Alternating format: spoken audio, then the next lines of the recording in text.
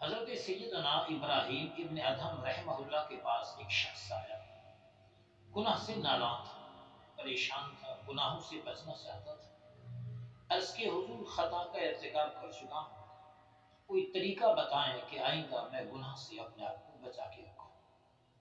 آپ نے ارشاد فرمایا اس کا علاج بڑا آسان ہے، لیکن شرط یہ ہے کہ میرے بتائے ہوئے طریقے کو تو ہر وقت مد نظر رکھے گا، یاد رکھے گا اور اپنے ذہن سے اس کو جانے نہیں دے گا۔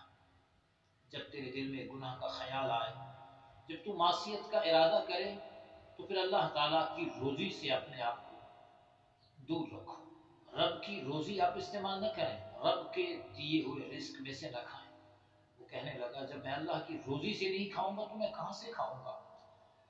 آپ نے فرمایا بات بڑی عجیب ہے کہ تو جس کی کھاتا ہے اس کی نافرمانی کرتا ہے، یہ کہاں مناسب ہے؟ دوسری بات یہ ہے کہ جب تو گناہ کا ارادہ کرتا ہے تو پھر اللہ تعالیٰ کے شہروں سے نکل جا، اللہ کی زمین سے نکل جا، اللہ کی آبادی سے نکل جا، پھر کہیں اور جا کے گناہ کیا کر۔ وہ کہنے لگا تمام کائنات ہے رب کے لیے، بنانے والا وہی، مالک وہی، سجانے والا وہی، رب کی کائنات سے باہر نکل کے میں کیسے گناہ کروں گا؟ آپ نے فرمایا یہ بات بڑی عجیب ہے کہ تو جس کی نافرمانی کرتا ہے اسی کی زمین پر رہتا ہے۔ تیسری بات یہ ہے کہ جب تو گناہ کا ارادہ کرتا ہے اس وقت ایسی جگہ پہ جایا کر جہاں تجھے اللہ پاک نہ دیکھ سکے، جب تو نگاہ رب سے مخفی اور پوشیدہ رہے۔ کہنے لگا یہ تو ممکن ہی نہیں، اللہ پاک تو ہر چیز کو دیکھتا ہے، کوئی چیز اللہ پاک سے غائب، مخفی اور پوشیدہ نہیں، میں کیسے جاؤں گا کہ جہاں اللہ پاک دیکھ نہ سکے؟ تو آپ نے فرمایا کہ جب تو گناہ بھی کرتا ہے اور اللہ بھی تمہیں دیکھتا ہو تو یہ تو بات بڑی معیوب ہے۔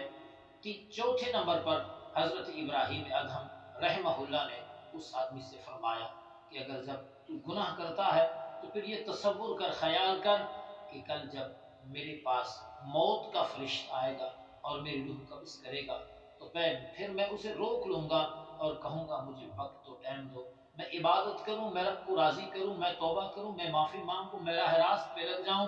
وہ کہنے لگے یہ کیسے ممکن ہے کہ میں ملک الموت کو اپنے کام سے روکوں جبکہ وہ رب کا حکم لے کر آتا ہے، اور جب وقت موت کا پورا ہو جاتا ہے پھر بندے کی روح قفس انصری سے وہ نکال لیتا ہے۔ آپ نے جواب میں فرمایا کہ جب تم موت کے وقت ملک الموت کو اپنے کام سے نہیں روک سکتا پھر تو نافرمانی اور گناہ کیوں کرتا ہے؟ آپ نے فرمایا ایک اور بات ہے، وہ یہ کہ جب کل قیامت کا دن ہو، جب تو ارادہ کرے اور یہ سوچے کہ میں گناہ کروں تو پھر یہ تصور کرنا کہ کل قیامت کے دن جب فرشتے تمہیں پکڑ کے دوزخ میں ڈالنا چاہیں، کیا تو انہیں روک سکے گا؟ کیا تو ان سے اپنے آپ کو بچا سکے گا؟ کیا تو جہنم سے چھٹکارا پا سکے گا؟ جب فرشتے پکڑنے کے لیے تیار ہوں تو ان سے کہے کہ مجھے نہ پکڑو، جہنم میں نہ ڈالو، تو وہ کہنے لگا میں یہ کام بھی نہیں کر سکتا۔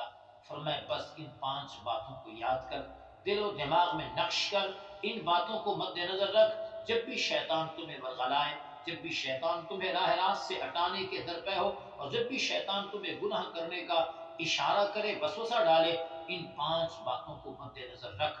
جب یہ 5 باتیں تیرے سامنے ہوں گی شیطان تمہیں ورغلا نہیں سکے گا، تو نفس کے بہکاوے میں آ نہیں سکے گا، یوں تو گناہوں سے اپنے آپ کو محفوظ کر سکے گا۔